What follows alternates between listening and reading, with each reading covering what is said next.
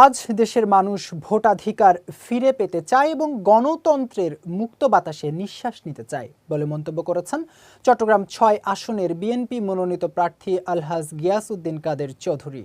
দুপুরে আসন্ন জাতীয় সংসদ নির্বাচনকে কেন্দ্র করে রাউজান উপজেলার পশ্চিম গুজরা ইউনিয়নে আয়োজিত পথসভায় প্রধান অতিথির বক্তব্যে তিনি এই মন্তব্য করেন।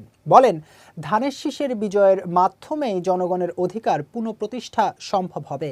এ সময় আসন্ন নির্বাচনের মাধ্যমে দেশ আবার সঠিক পথে ফিরে আসবে বলেও আশাবাদ ব্যক্ত করেন তিনি।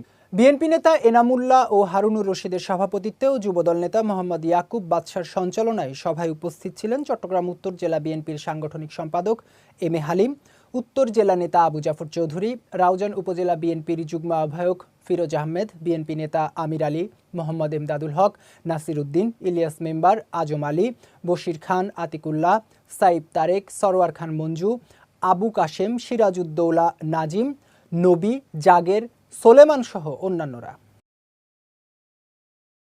নির্বাচিত হলে সেন্ট মার্টিনে দ্বীপবাসীর স্বার্থে